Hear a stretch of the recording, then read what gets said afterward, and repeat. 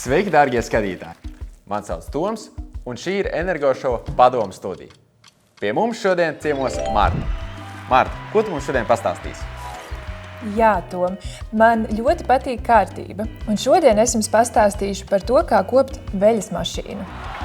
Veļas mašīnu studijā! Wow!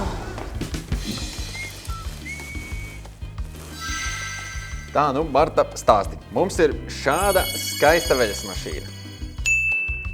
Kas ir jāņem vērā, to kopjot? Pirmkārt jau, izmantojot šādu veļas mašīnu ar priekšējo veļas iekraušanu, vēlams pēc katras mazgāšanas reizes ar sausu lupatiņu noslaucīt tās durtiņas, lai izvairītos no mitruma un citu nosēdumu uzkrāšanās, kas kaitētu veļas mašīnas darbībai un mazgāšanas kvalitātei. Pēc katras reizes?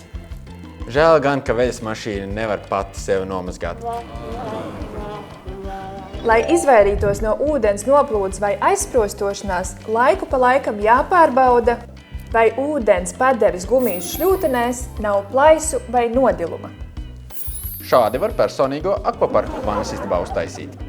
Izmantojot veļas mašīnu ar priekšējo veļas iekraušanu, regulāri jānomazgā tās gumijas blīve un jāpārliecinās par tās darbību. Es zinu šo gumijas blīvi. Tā ir tā maģiskā vieta, kur iespējams pazūd visas manas zeķes. Tuk, tuk. Kas tur? Citronskābe.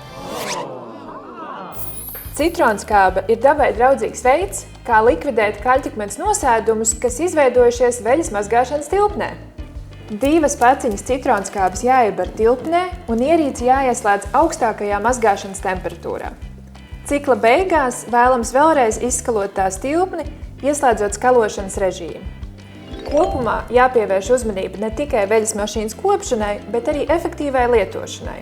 Vai zināja, ka izvēloties 40 grādus 60 grādu vietā varēs ietaupīt līdz pat 25% elektrības, savukārt izvēloties 30 grādus ietaupīs pat līdz 40% elektrības patēriņu? Oho, nezināju gan. Un kuram gan nepatīk ietaupīt? Paldies, Marta!